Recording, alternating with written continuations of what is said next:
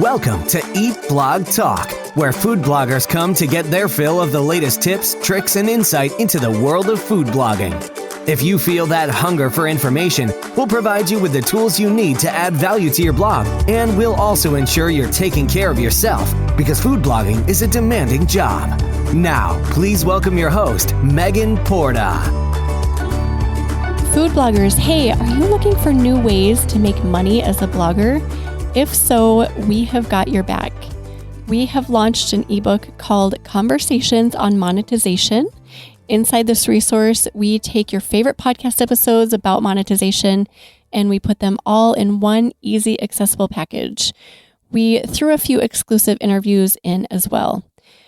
Friends, there are so many ways to monetize your food blog.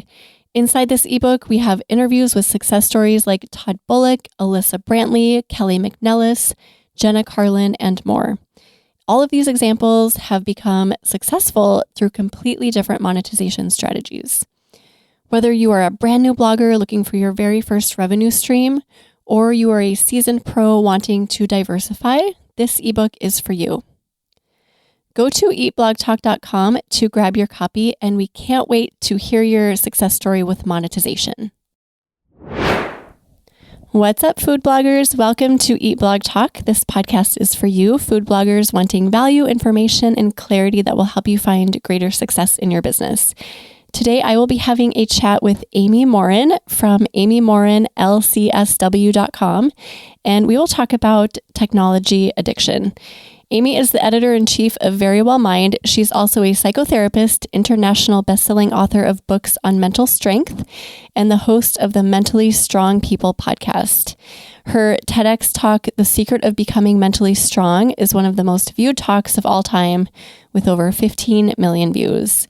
Amy, I am ridiculously excited to talk to you today about tech addiction. But first, we want to hear your fun fact. I guess my fun fact would be I live on a sailboat in the Florida Keys. What? Are you kidding? Yeah, so I was living in Maine, and it was kind of dark and cold. And at the time, I was a therapist, and I had a day job. And then once I became an author, I thought, oh, I don't have to live here. I can live wherever I want. And my husband's dream was to always live on a sailboat since he was a little kid. And so I said, let's give it a shot. So we moved to the Florida Keys sort of on a whim, bought a boat. I hadn't even seen the boat before we moved on it, but he thought, let's see if we can last 6 months. But I think this is our 5th year now. I love it. Oh my gosh, that's a dream for me. I just love the idea of not living the traditional, conventional in-home or in a house life. So I think, you're tapping into a lot of people's dreams with that. I think that is so cool. Thank you. If I've learned anything, it's that I really don't need much to be happy. I moved with a laptop and some clothes, and I don't really need much in life, and I'm happier than ever. Is there anything you miss about living on land? There's moments like having a bigger kitchen. Obviously, on a sailboat, my kitchen is not very big. So when I still have a house in Maine that I'm able to visit. So when I go there, I'm like, oh, this is amazing to have more space. Sometimes it would be nice, but for the most part, there's not much that I miss about it. Oh, that is cool. We have an RV and we travel a lot in the summer in our RV. And the same, like I love being in the small space, and I realize all the time that I really don't need much to be happy. I love having my family nearby, but same as you, when I get back to our house, I feel like, oh, this kitchen is amazing. And even the bathroom, I'll be in the bathroom brushing my teeth, looking around and thinking, this is so big and so glorious. So I hear you on all of that. Yes. I used to think my kitchen in Maine was small. And now when I go, I think, wow, this is huge. Yes, exactly. Perspective, right? Mm-hmm. Well, let's talk about tech addiction. Amy, this topic is very near and dear to my heart. We are talking to food bloggers right now, which is a very hardworking tribe of people, and we depend a lot on technology to get our work done. So outside of, say, cooking and baking and photographing our food, most of the tasks that we do require technology. And food bloggers are known to work a lot. We have a lot on our plates, and we get a lot of stuff done. So this can be a really scary equation if we're not careful. I recently came to terms with my own tech addiction this past summer. So it's a really fresh topic for me, and I feel really passionately about just enlightening other people, other entrepreneurs about the damage it can do, because I've seen it myself in my own life and how it can just really easily and sneakily come into our lives. So I want to hear your thoughts because you are way more of an expert on this topic than I am. So give us your thoughts, Amy, on tech addiction. It's something that, especially for those of us who are self-employed, it becomes really difficult to manage because we convince ourselves, well, I'm working, this is good for me, this is good for my business, or I have to check my email because you never know when a business opportunity might come your way. But then it's never ending. It's the thought of, oh, I didn't post on Instagram today, or I didn't respond to those emails. And of course, during the pandemic, especially our work lives and our home lives, everything just all blends together. There's really no separation. And you can quickly discover that you don't get a break from it. You'll be grocery shopping and you get a ding on your phone and you find yourself checking your email or responding to something, or you are trying to be at one of your kids' events and you're more concerned with what's going on with your phone, or maybe you, instead of having a conversation with your partner, you end up taking your phone out and it starts to interfere with life. That's when you know it's not about necessarily, how often you check your email or how many hours you spend on the phone, but maybe it's more about how many problems it causes in your life. And for a lot of people, it just kind of creeps in there where suddenly checking your phone all the time or sitting behind your laptop all the time makes it difficult to have a life outside of what you're doing. It starts to interfere with your relationships. It starts to become a problem because you can't enjoy anything in life because you're always checking your phone. And for me, it started as just a really small habit. Like you mentioned, it's almost like it's boredom. It starts from boredom. I'm sitting waiting for my boys to get out of school, for example. So why not pull my phone out? Everybody else is on their phone. And before I know it, that's what I'm doing every time I'm waiting for something to happen. And then it's just like this ingrained habit, like I'm waiting equals I have to pull my phone out. And then it sneaks in as this little habit, which I know you talk a lot about little habits too and how they can sink you or help you. How do you recommend countering that? If you are standing in line waiting for something and you have that urge to pull out your phone and you see everybody else doing it, what are your recommendations for that? I think one is just become more mindful of how much we use our phones, because as you say, it becomes such an automatic habit that we just do it without even noticing. I mean, how many times have you ever, say, been on social media and you X out of the app like Facebook or Instagram, and then a second later, like, oh, I got to check Instagram, because you almost don't even know that you were just in Instagram, because it becomes such an ingrained habit and we're doing it so mindlessly. We're just scrolling, looking at something and not even thinking about what we're doing. And so there are ways, most of our smartphones these days can track how much time we spend in certain apps. For a lot of people, that's eye-opening at the end of the day when you think, well, I wasn't really on social media that much. And then you discover you were on there for 3 hours and you think, well, no way was I doing that. But so, to just become more aware of it and, even making your phone a little less accessible, put it in the other room, or bury it in your purse, put it in a zipped part of your purse or in a pocket that isn't particularly easily accessible, just so that you then become aware when you're reaching for it. And to just pay more attention when you are in line at the grocery store, when you're sitting in the waiting room of a doctor's office, just look around. And it's true, everybody's staring at their phones. Or as soon as a plane lands, everybody automatically takes out all their digital devices.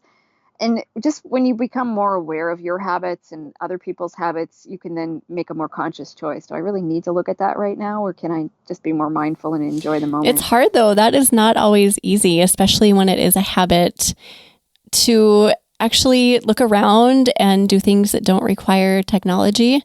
But I can say when you do start doing that it feels so good, doesn't it? Like you start noticing people, or you start noticing maybe something in the outdoors, and it's just more inspiring. Looking at your phone is such a detriment, I think, when it's ingrained in you like that, and it just makes you feel gross. Like you mentioned, Amy, I put Instagram down, and then 2 seconds later you have this weird urge to pull it back up. Like, why do we need to do that? So another thing I do is taking alerts off my phone. I've taken almost every app off my phone that is social media. So I have Instagram on there for work, but I don't allow myself to go on unless it's a designated time during the day. I removed email from my phone. I've told our community about this before. In May of this year, at the end of quarantine, I was so burnt out and there was no reason for it. And I looked around my life and I realized that there was a problem. Like, there's no reason why I should be burnt out because I haven't been going anywhere. I don't have any new projects on my plate. So something needed to change. So I took email off my phone and I have not looked at email on my phone since then. And that alone, that one act was life-changing for me. I know that's like super dramatic, but that changed my life. I started sleeping better. I would go out and I would actually talk to people in public. And I realized that when I was waiting in line at the grocery store, that's all I was doing was pulling up my email and I had no reason to do that. So I like that, just being more mindful and maybe taking little baby steps too. You talk about this a little bit in your TED Talk, how I think it was a patient of yours totally transformed his life by starting with one little change. Would you mind talking about that? Because I think that would be really inspiring. Yeah. So one of my patients had diabetes and didn't manage his blood sugar at all. And to the point that he was starting to lose his eyesight, things were blurry. He was struggling to see. And I knew if I told him, okay, we're going to start monitoring your blood sugar and you have to cut all this stuff out of your life, it was going to be too overwhelming and there was no way he was going to do it.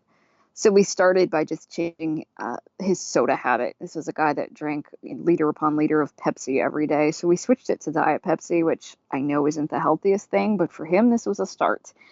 And just in doing that, once he started to see a little bit of progress, his blood sugar got a little bit better.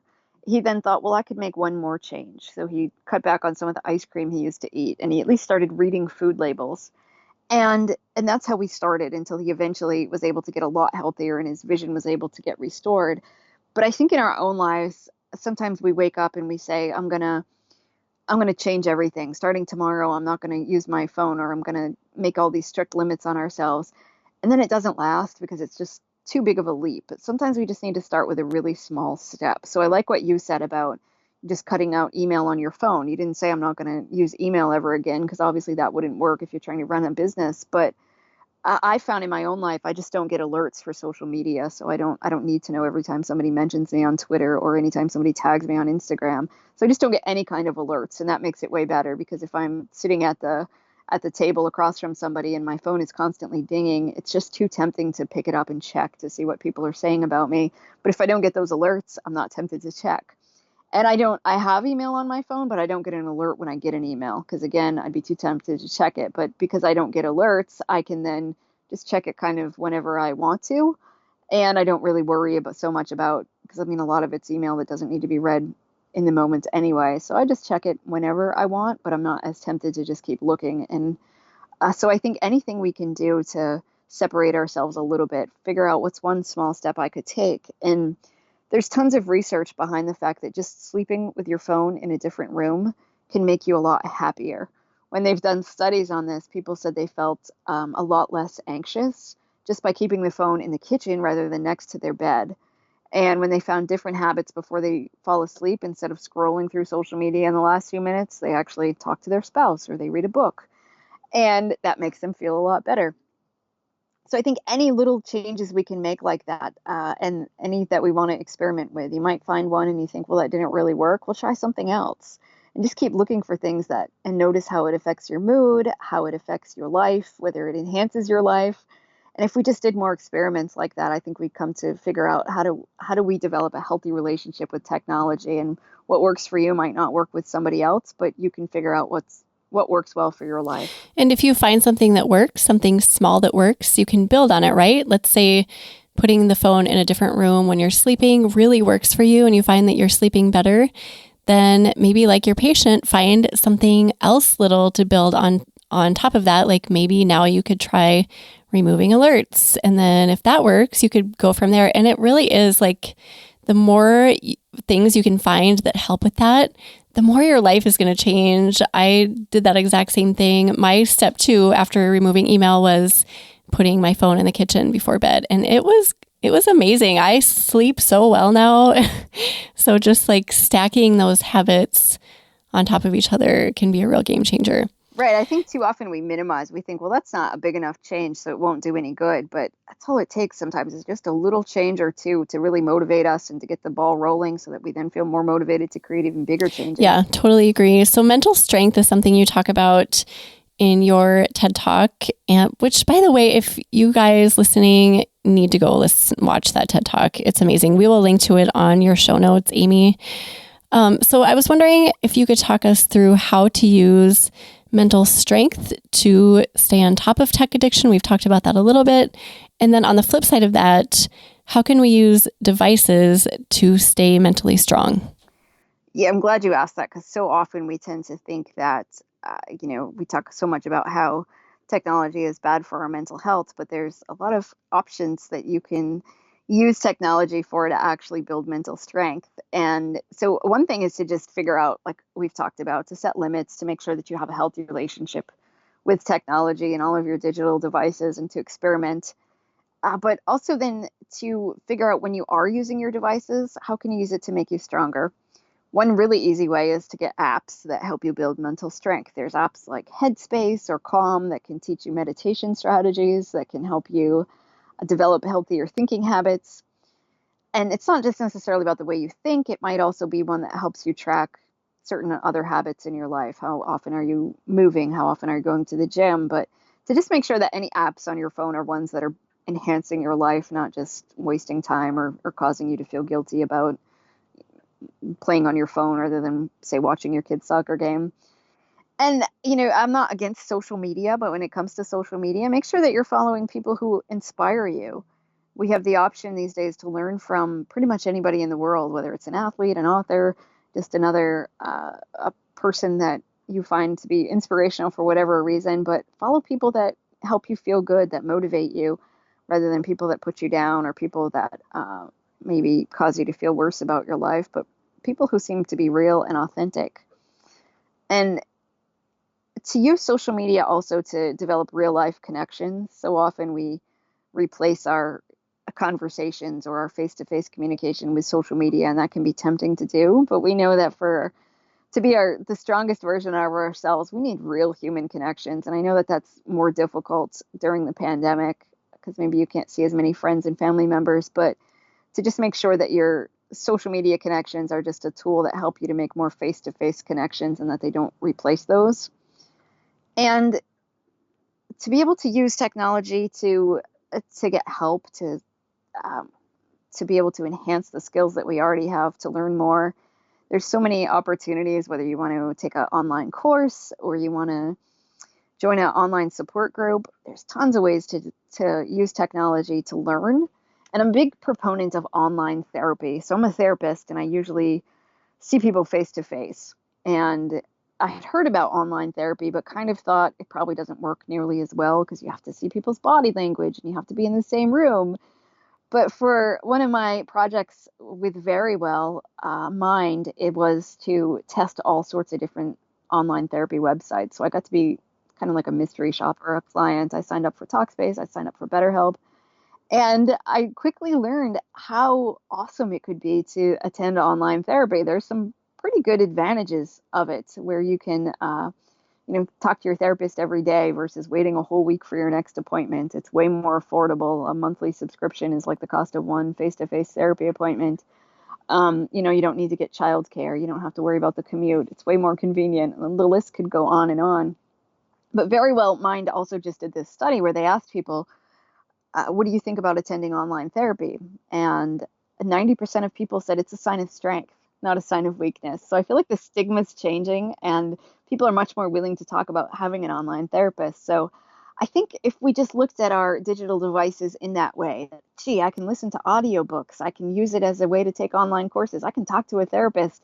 And we thought of it more like a tool to help us build on ourselves, to grow stronger, to become better, then we become more in control of our devices rather than feeling like our devices are controlling us, where every time we get a quick notification, we pick it up and mindlessly scroll through email or we start looking at our apps without really paying attention to what are we consuming. So it's as simple as that, really. I mean, feeling like you are in control as opposed to the other way around. We don't want a phone to be controlling us, obviously. We'd like to be in control of it. And I love all the things that you mentioned, Amy, that are so good that we can actually change our perspective a little bit on our phones and see them as tools for learning and growing and calming down. I love the Calm app. I've tried that. I tried it last summer a little bit and I thought it was great. But there are so many things that you mentioned. Audiobooks too. That's something that I listen to audiobooks all the time on my phone, but I wouldn't have thought to add that. But yeah, audiobooks, just seeing our phones as helpful devices instead of something that is controlling us. Yeah, I was just going to say that shift in attitude about, okay, how do I use my digital devices to enhance my life versus feeling like they're, taking something away from us. Because I think so many people get resentful. They think, gosh, social media is bad for my mental health, yet I can't stop using it. But just be more proactive about how you choose to use your digital devices, and you can definitely turn it into a tool that's good for you. I think if you're on your phone and you're feeling awful about something, whether you're comparing yourself to somebody on social media or whatever it might be, that's probably a sign that whatever you're doing is not productive or good for you. So maybe counter that with an app that makes you feel calm or an audiobook that inspires you or something. But what are some other ways to counter that? We've talked a little bit about that, like just starting small, being mindful. Do you have anything else? Yeah, I think, I guess the biggest things is to just say, like, when you are using your phone, is this helping me get toward my goal or not? And to know, how is it affecting your relationships? I hear from so many people who say, I want to talk to my partner, but my partner always has their phone in front of their face. And to just be more aware of the attention that we're giving other people. And, when you hear a notification go off and your phone's in your purse or it's in your pocket or it's sitting next to you, and it's so tempting to pick it up. But yet, what are we doing to our relationships when we do that? 9 times out of 10, it's a tweet or an email or something that can wait until much later. And it's not that important anyway. It's just something that's going to distract us. But to figure out, how do I really give the people around me the attention that they deserve? And if we just made that one shift, and, there's studies that say just having your phone on the table when you're talking to somebody else interferes with your communication. It affects your relationship. So just put it away. And of course, for most of us, we get incredible anxiety at the thought of turning our phones off. Because what if a terrible emergency happens during that 30 minutes that you're talking to somebody? But yet, what if we just silenced our phones? What if we just were willing to do that for a while? Or if we just made it so that our favorite 5 people could call us? That way, if your kids have an emergency, they can get through. But then you don't need to accept the other phone calls. You just want to make sure that the people that you're spending time with know that they're the most important priority and that you're willing to listen and you want to talk to them and you want to get to know them on a deeper level without checking your phone. When we're on the receiving end of that, we know how annoying that is when you're talking to somebody and they keep pulling out their phone and you're thinking, am I not important? Why am I sitting here? Or when somebody's saying, yep, but they're scrolling through their phone and you know that they're not really listening to you. And yet, sometimes we do that to other people and we don't even think about it. So just becoming more aware of how it's affecting our relationships, I think, is key. I had a friend a few years ago do that to me. And because of it, I think it's shaped the way I use my phone when I'm around other people for the better. Because I remember I was sitting and we were having lunch or coffee or something, and that exact same thing happened. And I was so just annoyed, but I also felt like really unimportant. Because she literally was looking at her phone the whole time and kind of giving me half-hearted answers. And then I just stopped talking and it made me feel really bad, like really just low quality. So ever since then, I have been really cognizant of that. And I try not to even have my phone on the table. Like you said, that's really interesting that people even feel anxious with phones sitting on the table, even if it's flipped over, if it's just sitting there. That's kind of a sign like this is important to me. So I try to do that, like put it in my purse, not have it out, give people my full attention. If I'm at the dinner table with my family and my phone rings, I ignore it, things like that. Because when I was a kid, this was not an issue. Phones were not a distraction and computers were not a distraction. So I always got the full attention of my parents. And I want my kids to feel that from me too. And the people in my life, my friends, my husband. But it's so easy to get sucked into it. When you hear the ding, you're like, oh, what? I have to go check that. Who's that? Right, because we somehow convince ourselves it's going to be like $1 million opportunity that lands in your inbox, but you only have 5 minutes to reply. And like you say, we have this idea that if you flip your phone over when you're talking to somebody, that makes it better, which is, obviously a distorted way of thinking too. And bringing up the issue with your kids, I think it's so important for families to set rules about digital devices because we're teaching kids how to have their own relationship with technology. And so whether you say, okay, in our family, we shut our phones off when we eat dinner, or the phones go in the other room when we're having a meal, or when we're watching a family movie, nobody's allowed to touch their technology, or 8 o'clock, our digital devices get shut off, whatever it is, but to just make sure that you and your family have some rules, or one Saturday a month, maybe you go tech free and you decide we're going to go hiking, we're going to go outside and do something together as a family. But just make sure that you're setting some limits and teaching kids that it's not awful to be away from technology for a while. Because, so often you see families where everybody's just staring at their own phones and they're all sitting in the same room thinking that they're spending time together, yet they're not interacting or talking or anything. And I think that sends such an unhealthy message to kids. Yeah, even holidays, I've noticed for the past few years, we'll get together with my husband's extended family and even the older adults. So grandma and grandpa are sitting on their phones and I am looking around like, are you kidding me?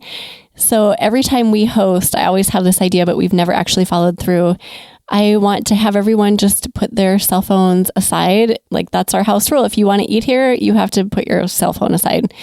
And that way we actually interact. But I know especially the teenagers in the bunch would not like that at all. So I actually haven't followed through with it. But I want to, because when you look around at a Thanksgiving after dinner time when people are usually talking and interacting, they're on their phones. Like 95% of the people are. And it's so sad to me. Right. Instead of enjoying our own family, we're scrolling through Instagram looking at what other families are doing. I know, right? Exactly. There's a strange, ironic twist to it. So I think when we can set those rules, say, no, we're actually going to be in the moment and we're not just going to be, posing for a photo to look great on Instagram. We're actually going to enjoy each other's company. That can just set the tone and change the dynamics a lot. I refuse to get my boys' phones. So we have a 10-year-old and a 13-year-old. And they're actually not too bad. They don't ask often, but every once in a while they will say, Mom, you realize we're the only kids in school who don't have phones. And I just think, good, that's awesome. You're different in a good way, because I am terrified about what it will do to them, because I see the other kids in our family and what it does to them and how they're slaves to their phones. And I feel like I can't even handle a cell phone. So how can I expect a 10 and 12-year-old or 13-year-old to handle a cell phone? I'm holding off as long as I can for that reason. I just want them to love life like I did when I was a kid. I didn't have this as an issue. I want them to enjoy real moments. I think that's wise. There's so many parents that feel pressure to, let their 9-year-old get Instagram, or to let their kids sleep with their phones in their room. And, I see a lot of kids in my therapy office, and some of them struggle with sleeping because their friends are texting them at 2 a.m. and they feel pressure to reply, because otherwise you're not the cool kid if you're not replying at 2 a.m. And I think, the problems that these kids have because of their phones. And I'm not against kids having phones, but I think if we're going to give them phones, we need to make sure that they have the tools, the guidance. We need to set restrictions on it so that they can develop much healthier relationships with technology. I so agree with that. Okay, well, obviously I'm very passionate about this. I really enjoy talking about this with you. Is there anything else we could talk about? Just speaking directly to food bloggers who are always on tech. We've given them a lot of good ideas about ways to proactively use phones for good, ways to get started with recognizing if it's an issue and how to counter that. Is there anything else you feel like we should touch on? I think just carving out time where you aren't using your technology. There's a lot of research too about just doing a digital detox and what that can do for you, and how sometimes just taking a break from our devices helps us to form better connections with people. There's a study where they took kids and they took one group of kids and they sent them away to summer camp where they didn't have access to their digital devices. And the other group just continued as normal, which the average kid these days is on their it's getting like between 7 and 9 hours of screen time a day. And that's without the pandemic. Obviously, kids that are remote learning now get way more than that.